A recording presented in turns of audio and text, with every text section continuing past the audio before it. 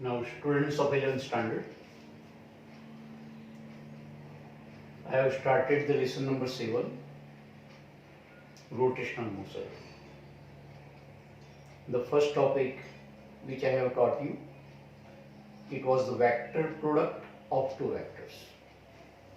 Vector A cross B equal to mu vector C.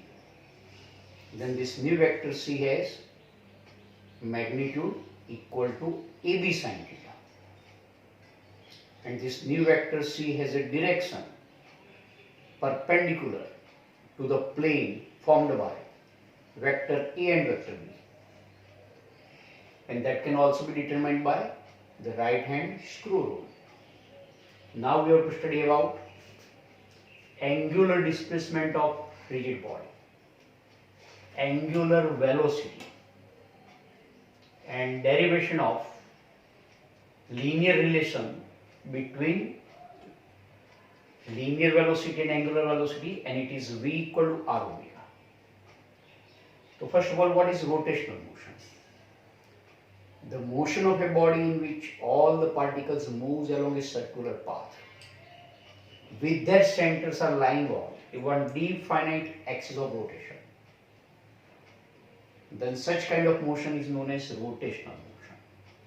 You can see in this diagram, this is x-axis, this is y-axis, this is z-axis. X-axis is coming outside, perpendicular to the plane of the ball. Y-axis is like this one, z-axis is like this one. And above the z-axis, one rigid body is rotating. So it could be like this one. As you can see here, this is x-axis, y-axis, this is z-axis. And above the z-axis, when rigid body is rotating, then what happening here? Every particle moves along a circular path. So this kind of circular path is there. The plane of this circular path is perpendicular to z-axis and lying in xy plane. With their center, तो सभी circle के centre कहाँ पे होंगे? On this z axis of rotation. So this kind of fixed line on which the centers of circular path of all particles is there is known as axis of rotation. And such a motion of a body in which all particles moves along a circular path is known as rotational motion. See the definitions? The motion of a rigid body during which all particles perform circular motion with their centers are lying on a definite straight line is called rotational motion. And this definite straight line on which the centers of all circles are there is known as what axis of rotation. In rotational motion, circular path lies in a plane. और ये plane कैसा मैंने आपको बताया? तो this is a plane of circular path.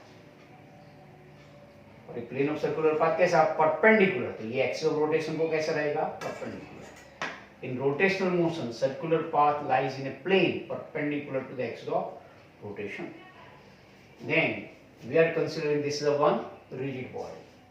Is rotating about this z-axis. So all of its particles move along a circular path. We consider any one of its particle like P.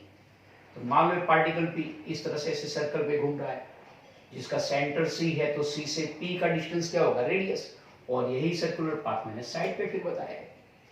तो ये है particle P का circular path, ये है centre, and ये है z axis about which it performs a circular motion.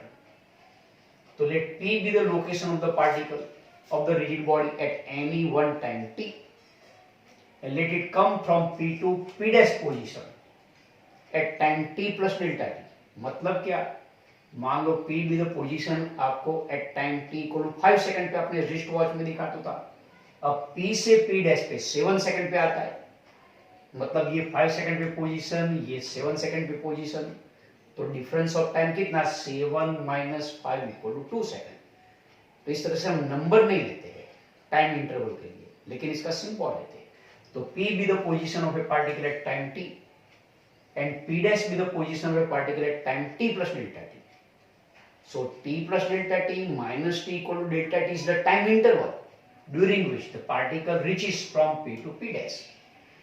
So let us see, as shown in figure, a typical particle p of a rigid body rotating about the z-axis moves on a circle, and this circle lying in xy plane with the center C is on the axis of rotation. Then Cp equal to r is the radius of the circular path, and it is the perpendicular distance of particle p from axis of rotation. अगर ये इसका circular path है और ये यहाँ पे इसकी position of particle है, तो यहाँ से आप ये डिस्टेंस लेंगे तो ये डिस्टेंस एक्सिस ऑफ रोटेशन को कैसा रहेगा, परपेंडिकुलर, और कहलाएगा क्या, रेडियस. तो Cp equal to r is the radius of circular path, and it is the perpendicular distance of the particle p from the axis of rotation. And कोई भी particle अगर सर्कुलर पाथ पे move करता है तो इसकी linear velocity कहाँ पे होती है, पार्टिकल यहाँ पे है तो इस डायरेक्शन में आपको इसके लीनियर वेलोसिटी मिलेगी. अगर ये एंटी क्लॉकवाइज मूव करता है पार्टिकल यहाँ पे, तो ये डायरेक्शन में इसके लीनियर वेलोसिटी होगी. मूव करता करता यहाँ पे आता है तो ये डायरेक्शन में इसकी लीनियर वेलोसिटी होगी. मूव करता करता यहाँ पे आता है तो ये इसकी ये डायरेक्शन में लीनियर वेलोसिटी, यहाँ पे आएगा तो ये एंटी क्लॉकवाइज के लिए. अगर आप क्लॉकवाइज लेते हैं तो पार्टिकल पी यहाँ पे, तो ये डायरेक्शन में लीनियर वेलोसिटी, यहाँ पे आएगा तो ये डायरेक्शन में लीनियर वेलोसिटी. लेकिन ये डायरेक्शन कैसी होगी, रेडियस को परपेंडिकुलर, मतलब इसको क्या कहेंगे, टेंजेंट की डायरेक्शन में. तो you can see that. And linear velocity of this particle vector v is along the tangent drawn to the circle at p. You can see, आपको ये ऊपर जाती हुई दिखाई देती है, लेकिन लीनियर वेलोसिटी ऊपर नहीं, going inside perpendicular to the plane of the ball.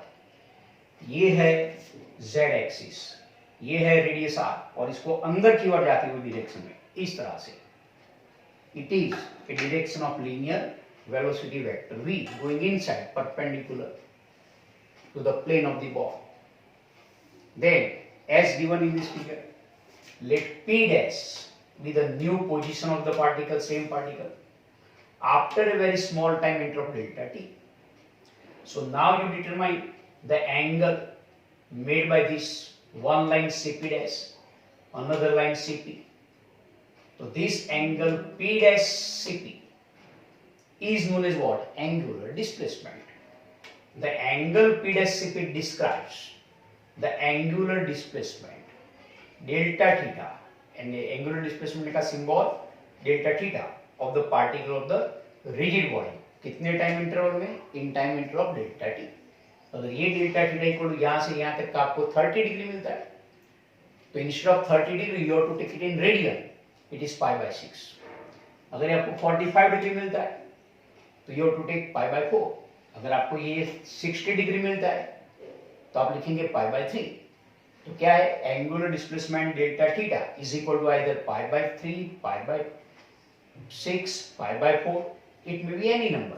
पूरा अगर सर्कल कंप्लीट करके वहीं पे वापस आता है in time interval delta T, तो एंगुलर डिस्प्लेसमेंट कितना, 2π रेडियन. यहां से लेके एग्जैक्टली यहां पे आता है एंगल 90 डिग्री बना दिए, तो एंगुलर डिस्प्लेसमेंट इज π/2 रेडियन. यहां से यहां पे आ जाता है एग्जैक्टली इस डायरेक्शन में, तो एंगुलर डिस्प्लेसमेंट इज π रेडियन. तो thus the angle p dash Cp describes the angular displacement delta theta of the particle of the rigid body in time interval delta t.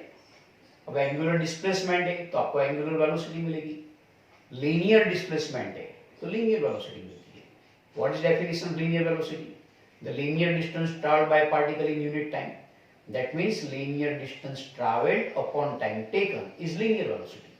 तो एंगुलर वेलोसिटी भी linear के बदले में angular displacement, angular displacement upon time taken is known as angular velocity.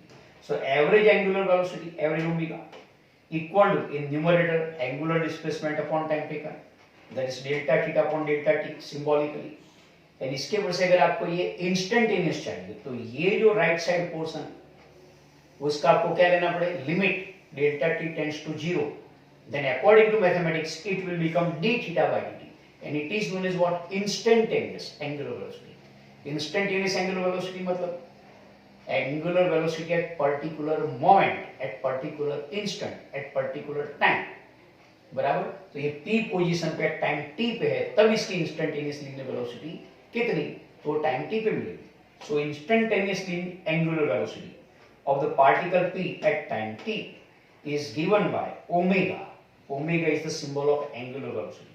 Limit delta t tends to 0 of delta theta upon delta t, and it is equal to d theta by dt. तो be remember this angular velocity का magnitude d theta by dt is the magnitude of angular velocity. This angular velocity is a vector quantity, and as it is vector quantity, it must have a definite direction. And this direction of angular velocity can be determined by using the right hand screw rule.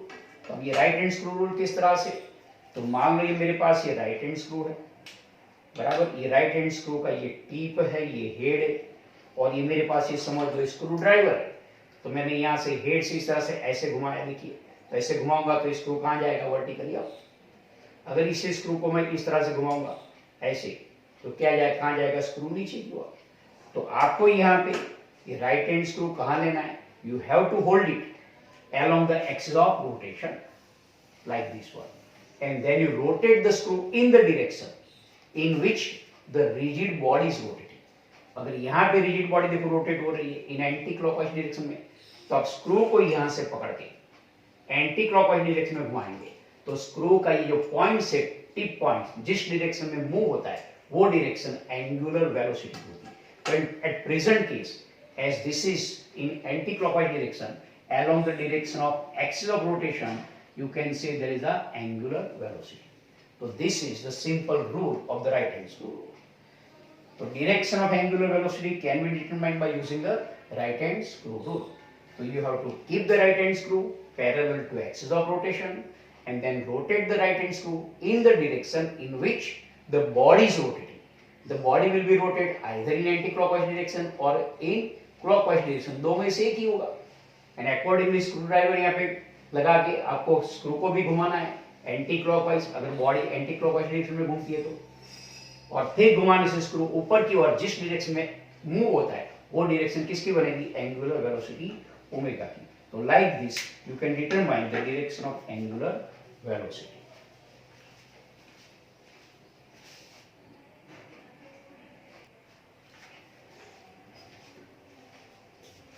So as I explained earlier, according to the right hand screw rule, direction of angular velocity lies along the axis of rotation and it points out in the direction in which the right hand screw would displace. Then derivation of V equal to R omega, or a question can be asked like this one, obtain scalar relation between linear velocity and angular velocity. So here, as we have seen in the earlier diagram, the particle was moving from P to P dash in time interval of delta t. So as shown in figure, as the particle P of a rigid body travels a linear distance equal to the length of the arc of PP dash. तो यहाँ पे था particle P, फिर यहाँ पे आ जाता है, तो P से P dash ये क्या कहलाएगा, arc PP dash. तो arc PP dash is what, linear distance traveled by the particle in what time interval, in time interval delta t. तो linear distance and time taken का ratio क्या देगा आपको, average velocity of that particle of rigid body. So its average velocity, average v equal to distance traveled upon time taken, but this distance traveled is equivalent to length of the arc pp dash and time interval is delta t. Then from definition of angle, अब आपको ध्यान से diagram को याद हो तो यहाँ पे ये थी कौन सी डायरेक्शन CP और ये कौन सी थी CP डैश, तो ये क्या था, दोनों के बीच का angle delta theta. And from definition of angle equal to क्या, length of arc upon radius. तो here from definition of the angle delta theta equal to length of the arc PP dash upon radius. So arc PP dash upon R, so arc PP dash equal क्या आएगा, R into delta theta. तो we replace this arc PP dash by R into delta theta. So average velocity V equal to R delta theta upon delta t। अब average velocity से instantaneous चाहिए तो आपको limit delta t tends to 0 लेने का of the right side portion का।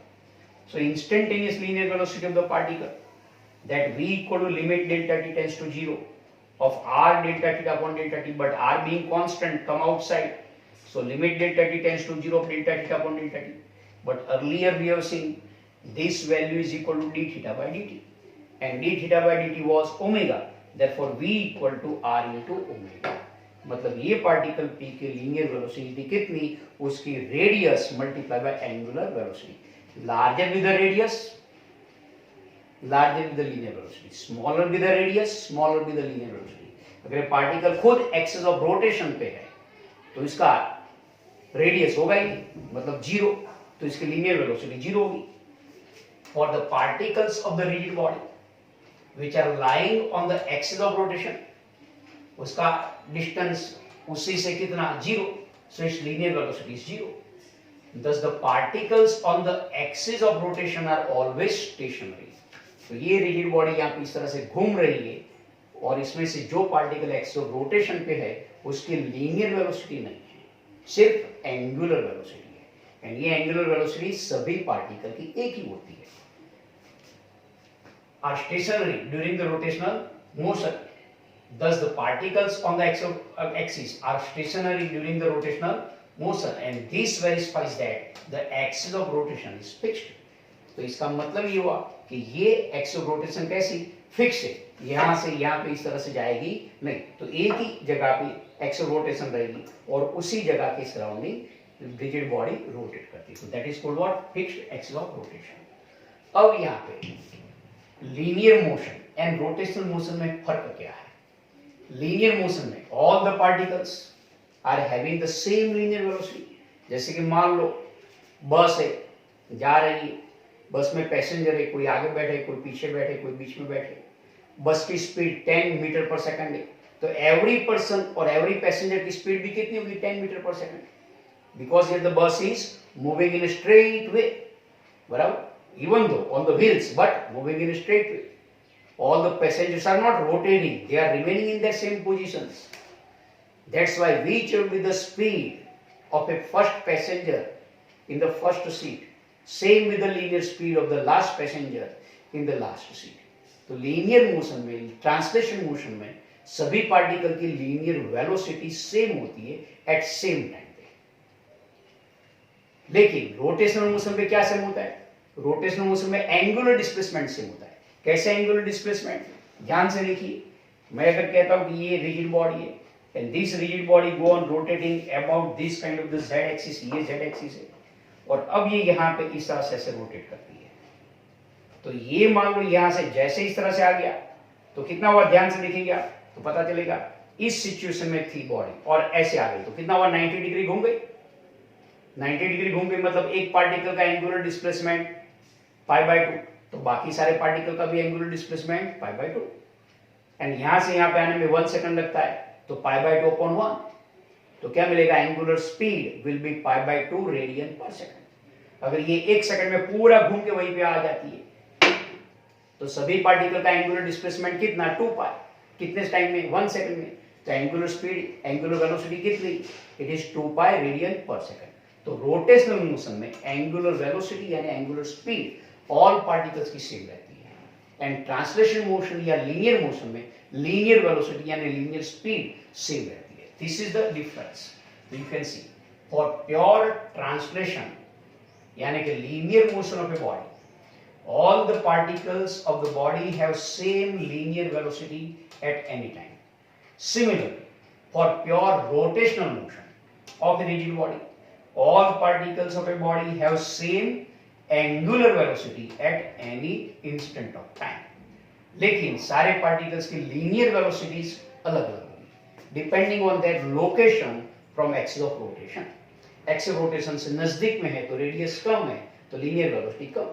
Axis rotation से काफी दूर है तो यानी कि अगर मैं कहता हूं कि ये स्केल इस तरह से रोटेशनल मोशन करता है तो यहाँ पे ये वाला पार्टिकल की लीनियर वेलोसिटी आर पे ये डिपेंड करेगी, ये वाले पार्टिकल की इतने आर पे डिपेंड करेगी, ये वाले पार्टिकल की इतने आर पे डिपेंड करेगी और ये वाले पार्टिकल पे इतने आर पे डिपेंड करेगी. तो as according to v equal to r omega, as r increases linear velocity increases, as r decreases linear velocity decreases. किस में, इन रोटेशनल मोशन. बट तो we remember For pure rotational motion of a rigid body, all particles have same angular velocity at any instant of time, but linear velocities of different particles are different. Now we have to obtain the relation between linear velocity vector form and angular velocity vector form. That is, we have to derive vector v equal to vector omega cross r. अब ये equation derive करने के लिए हमको diagram लेना पड़ेगा आगे वाला.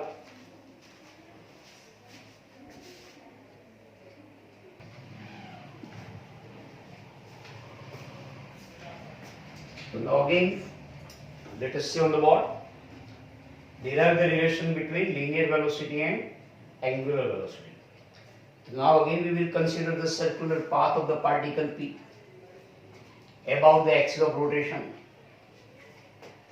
So consider a circular path of the particle in xy plane. A circular path कैसा है?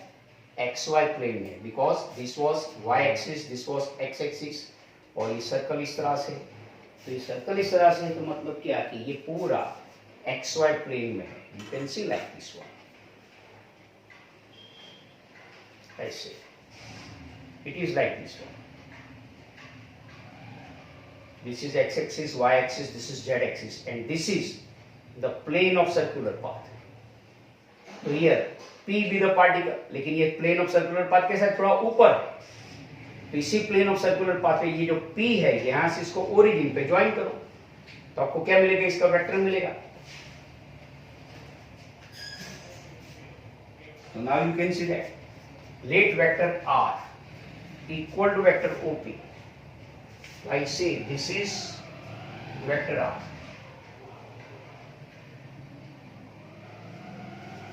So vector R equal to vector OP is the position vector of a particle P with respect to origin. With respect to कैसा? Origin of 3-dimensional coordinate system. And hence the origin to be chosen always on the axis of rotation. And now we want to determine vector omega cross R. So omega cross R equal to, we can write vector omega is along z axis, cross R equal to vector OP. But this vector OP equal to sum of another two vectors. One is vector OC plus another is vector CP. That can be written as vector omega cross vector OC plus vector CP. So vector omega cross vector OC plus vector omega cross vector CP.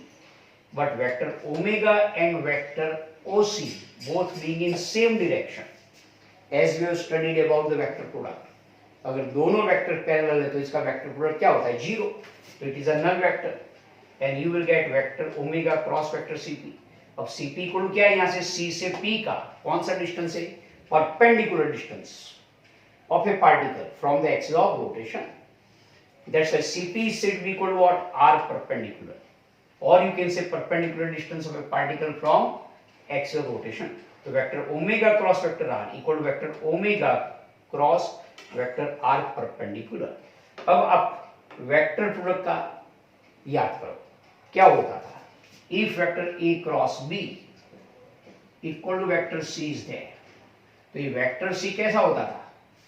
Vector C having a magnitude equal to AB sin theta, and this vector C is in a direction. कौन सी direction? Perpendicular to the plane formed by given two vectors. कौन से दो vector से? Vector A and vector B. तो यहां पर भी देखिए vector omega cross vector R perpendicular, तो वेक्टर ओमेगा ये है, वेक्टर आर परपेंडिकुलर ये है. तो इनसे बनता हुआ ये प्लेन वर्टिकल प्लेन है. तो वर्टिकल प्लेन को परपेंडिकुलर डायरेक्शन कौन सी? आप ध्यान से देखोगे तो पता चलेगा ये डायरेक्शन. और ये डायरेक्शन कौन सी होती थी? पार्टिकल पी पे टेंजेंट्स की डायरेक्शन में going inside perpendicular to velocity, sorry perpendicular to the radius.